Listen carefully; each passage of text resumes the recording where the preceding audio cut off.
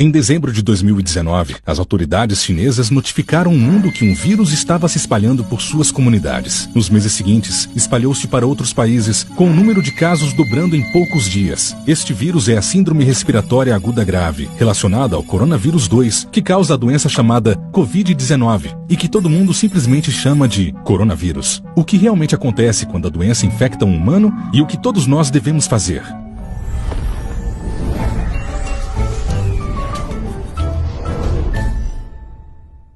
Um vírus é apenas uma cápsula em torno de um material genético e algumas proteínas, podendo-se argumentar não se tratar nem mesmo de uma coisa viva. Ele só pode se reproduzir entrando em uma célula viva. O corona pode se espalhar através de superfícies, mas ainda é incerto quanto tempo pode sobreviver nelas. Parece que sua principal maneira de se espalhar é por gotículas. Quando as pessoas tossem, ou se você tocar em alguém que está doente e depois tocar seu rosto, ou esfregar seus olhos ou nariz. O vírus começa sua jornada aqui e depois pega uma carona para regiões ainda mais profundas no corpo. Seu destino pode ser os intestinos, o baço ou os pulmões, onde pode ter o efeito mais dramático. Mas apenas alguns coronavírus podem causar uma situação bastante dramática. Os pulmões estão revestidos com bilhões de células epiteliais. Estas são as células de fronteira do seu corpo que revestem seus órgãos e mucosas, esperando para serem infectados. O corona se conecta a um receptor específico nas membranas de suas vítimas para injetar seu material genético. A célula, ignorante do que está acontecendo, executa as novas instruções, que são bem simples: copiar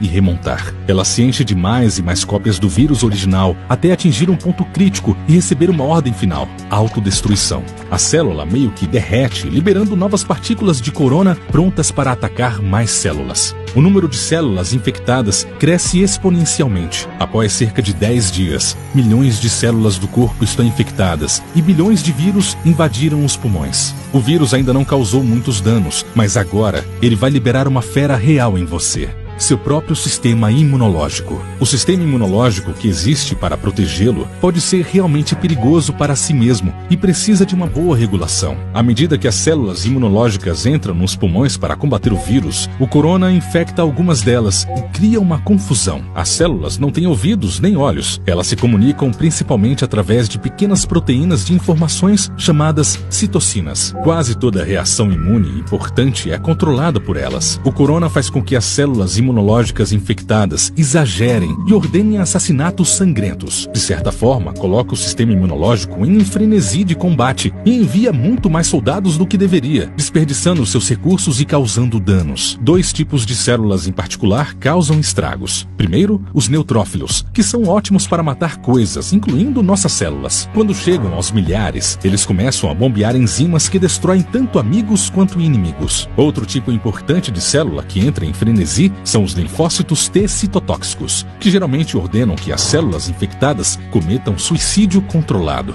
Confusos como eles estão, eles começam a ordenar células saudáveis para se matarem também. Quanto mais células imunológicas chegam, mais danos causam, e mais tecido pulmonar saudável elas matam. Isso pode ficar tão ruim que pode causar danos irreversíveis permanentes, que levam a deficiências ao longo da vida. Na maioria dos casos, o sistema imunológico recupera lentamente o controle. Ele mata as células infectadas, intercepta os vírus que tentam infectar novas células e limpa o campo de batalha. A recuperação começa, e a maioria das pessoas infectadas pelo corona passa por isso com sintomas relativamente leves, mas muitos casos se tornam graves ou mesmo críticos. Não sabemos a porcentagem, porque nem todos os casos foram identificados, mas é seguro dizer que há muito mais do que a gripe. Em casos mais graves, milhões de células epiteliais morreram, e com elas o revestimento protetor dos pulmões desapareceu. Isso significa que os pequenos sacos de ar dos alvéolos, através dos quais a respiração ocorre, podem ser infectados por bactérias, que geralmente não são um grande problema. O paciente pega pneumonia, a respiração fica difícil ou até falha, e os pacientes precisam de equipamentos respiradores para sobreviver. O sistema imunológico lutou com capacidade total por semanas e produziu milhões de armas antivirais. E como milhares de bactérias se multiplicam rapidamente, o sistema fica sobrecarregado. Elas entram no sangue e invadem o corpo. Se isso acontecer, a morte é muito provável. O coronavírus costuma ser comparado à gripe, mas na verdade é muito mais perigoso. Embora seja difícil definir exatamente a taxa de mortalidade durante uma pandemia em curso, sabemos com certeza que é muito mais contagiosa e se espalha muito mais rápido que a gripe. Existem dois futuros para uma pandemia como a de corona: o rápido e o lento. Qual futuro veremos depende de como todos reagimos à pandemia nos primeiros dias do surto. Uma pandemia rápida será horrível e custará muitas vidas. Uma pandemia lenta não será lembrada pelos livros de história. O pior cenário para uma pandemia rápida começa com uma taxa muito rápida de infecção, porque não existem contramedidas para desacelerá-la. Por que isso é tão ruim? Em uma pandemia rápida, muitas pessoas adoecem ao mesmo tempo. Se os números ficarem muito grandes, os sistemas de saúde não conseguirão suportar a pandemia. Não há recursos suficientes como equipe médica ou equipamentos, como respiradores para ajudar todo mundo.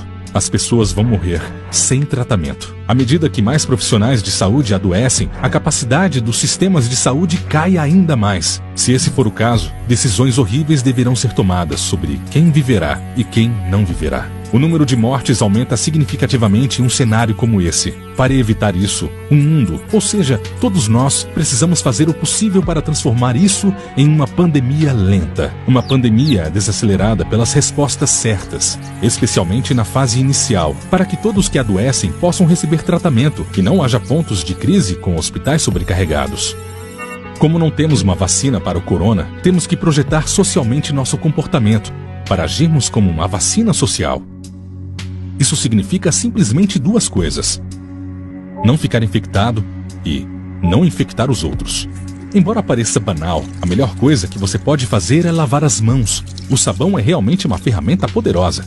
O coronavírus está envolto no que é basicamente uma camada de gordura. O sabão quebra essa gordura e o deixa incapaz de te infectar. O sabão também deixa suas mãos escorregadias e com os movimentos mecânicos da lavagem, os vírus são levados embora. Para fazer isso, lave bem as mãos, como se você tivesse acabado de tocar em algumas pimentas e quisesse colocar suas lentes de contato em seguida. O próximo passo é o distanciamento social, o que não é uma experiência agradável, mas uma coisa boa a se fazer. Isso significa sem abraços e sem apertos de mão. Se for possível ficar em casa, fique, para proteger aqueles que precisam estar fora de casa para que a sociedade funcione.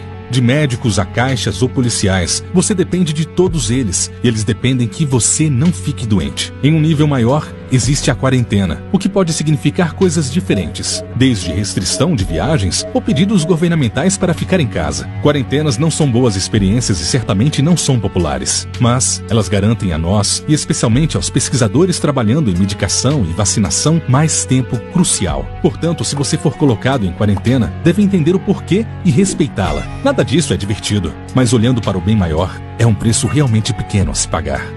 A questão de como as pandemias terminam depende de como elas começam. Se começarem rapidamente com uma subida íngreme, elas terminam mal. Se começarem devagar com uma inclinação não tão íngreme, elas terminam ok.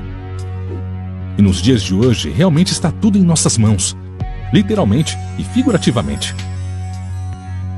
Muito obrigado aos especialistas que nos ajudaram nesse vídeo em tão pouco tempo, especialmente ao Our World Data, a publicação online para pesquisas e dados sobre os maiores problemas do mundo e como progredir na solução deles. Confira lá o site deles. Lá também há uma página constantemente atualizada sobre a pandemia do corona.